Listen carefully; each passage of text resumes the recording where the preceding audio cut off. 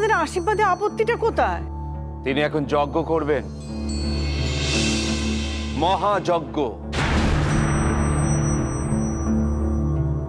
তারপর তিনি লক্ষিন্দরের বিয়ে দেবেন।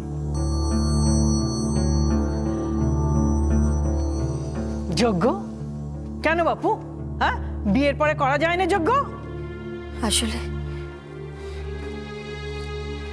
আসল কথা কি জানো মা? ভগবান ভগবান আমার বেহুলার কপালে বিয়ে নেকেনলি। গিন্নি,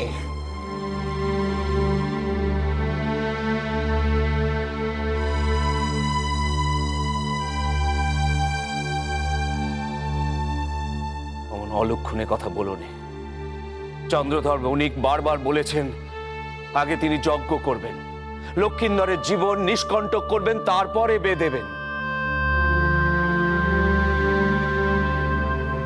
তার মুখ চোখ দেখে মনে হলো তিনি যেন এক যুদ্ধ বাঁধাতে চলেছেন।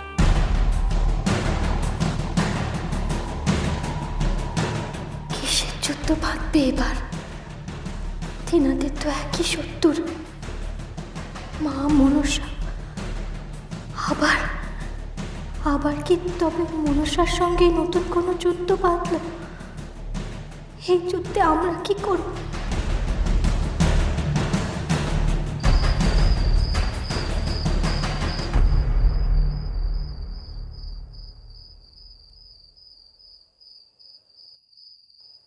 বাবা,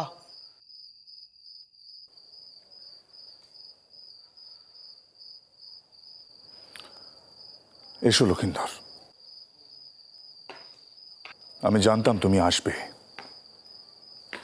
নিশ্চয়ই এই যজ্ঞ নিয়ে অনেক প্রশ্ন আছে তোমার, বলো। আমাকে ভুল বুঝবেন না বাবা, আমি আপনার অমান্য করতে চাই না। শুধু একটা বিষয়ে কৌতূহল হচ্ছে, কি যজ্ঞ করতে চলেছেন আপনি?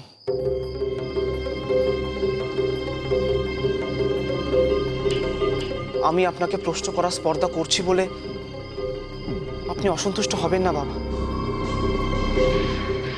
আসলে এতকাল ধরে আপনি এবং মা দুজনেই আমাকে বলে এসেছেন যে আমার রক্ষা কবচ একমাত্র একজন, বেহুলা। হঠাৎ অন্য কোন পথ খুঁজে পেলেন যার জন্য আমার জীবন নিষ্কণ্টক হবে? লক্ষিন্দর, দীর্ঘকাল ধরে আমি লড়াই করে চলেছি এক কুচক্রী পাতালবাসিনীর সাথে। আজ এতদিন বাদে অবশেষে বিজয়ের সম্মুখীন হয়েছি। তোমার সাথে বেহুলা মায়ের বিবাহ হলে তোমার কোনো ক্ষতি করতে পারবে না সে। বেহুলা মা নিজেও ক্ষমতা গুণে তোমায় রক্ষা করবেন। ওই পাতালবাসিনীর সামনে আর কোনো পথ খোলা থাকবে না আমাকে দিয়ে তার পুজো করানোর। এ কথা সে খুব ভালো করে জানে। তাই একের পর এক চক্রান্ত করে চলেছে যাতে এই বিবাহ ভঙ্গ করা যায়। কিন্তু আর নয়, এবার তাকে শেষ করব আমি। বাবা, এসব কি বলছেন আপনি? ঠিকই বলছি লক্ষিন্দর। এক এক করে আমার ছটি পুত্রকে তোমার জ্যেষ্ঠ ভ্রাতাদের বলি দিয়েছি আমি। আর সেই যন্ত্রণা, সেই হাহাকার আজও লুকিয়ে আছে গৃহের কোণে কোণে। কিচ্ছু বলিনি আমি লক্ষিন্দর, কিচ্ছু না।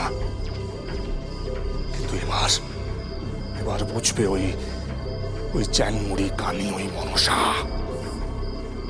বাবা, আপনি কি যজ্ঞ করবেন? সর্বনিধন যজ্ঞ।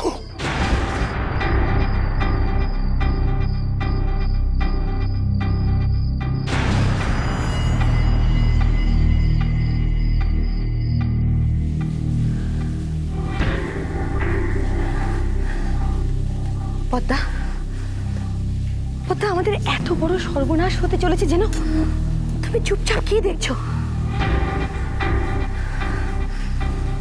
পদ্মা, পদ্মাবতী, আমি তোমার সঙ্গে কথা বলছি। তুমি কি দেখছো পদ্মা? চাঁদকে দেখছি, চন্দ্রধর বণিককে দেখছি আমি। না পাতা, চন্দ্রধর বণিক যদি সর্পনিধন যজ্ঞের আয়োজন করে ফেলে তাহলে আমাদের এই নাগলোক ধ্বংস হয়ে যাবে। যে করেই হোক, যে করেই হোক তোমাকে এই যজ্ঞ থামাতেই হবে। স্পর্ধা, অসম্ভব স্পর্ধা দেখাচ্ছে চন্দ্রধর বণিক। এই যজ্ঞ তুমি করো না চাঁদ। এই সংকর্তনয়া মনসাকে অহেতুক জাগিয়ে তুলো না।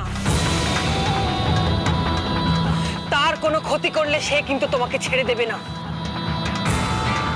শেষ করে দেবে তোমাকে।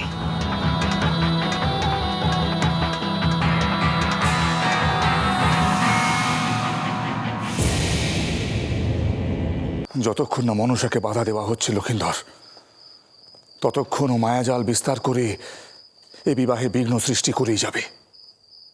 যেভাবেই হোক, যেভাবেই হোক আমায় ওকে আটকাতেই হবে লক্ষিন্দর। কিন্তু বাবা, সর্পনিধন যজ্ঞ মানে প্রচুর সাপের মৃত্যু। তাছাড়া এমন যজ্ঞ নিশ্চয়ই খুব কঠিন। কে করবে এই যজ্ঞ? আমি কাল ভোরেই দেশান্তরে রওনা হচ্ছি লক্ষিন্দর। যোগ্য পুরোহিত সঙ্গে নিয়েই আমি চম্পকনগরীতে ফিরব।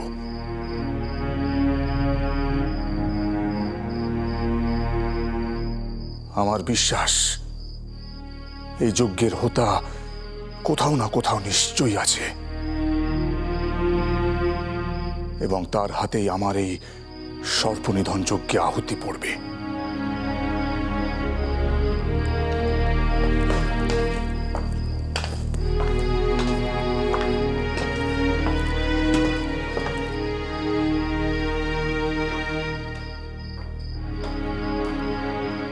কালকে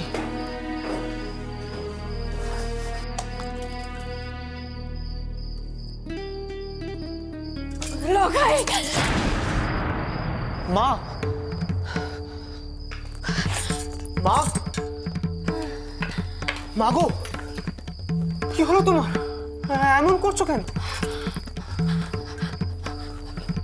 কি কইছিলেন উনি তোকে? কি কইছিলেন? সর্পনিধন যজ্ঞী মানে আবার কি করতে চাচ্ছেন উনি? ও কিছু না মা, কিছু না। তুমি ভুল শুনেছ। চলো ঘরে চলো। না, আচ্ছা, তুমি বাবাকে নিজেই জিজ্ঞেস করো কি যোগ্য হচ্ছে। না, তুই তুই তুই তুই বল আমাকে, তুই বল। ওনাকে জিজ্ঞাসা করলে উনি আমাকে বলবেন না, আমার প্রশ্নের উত্তর দেবেন না। তুই বল, আবার কোন সর্বনাশের খেলা ওনার মাথায় চাপলো বল।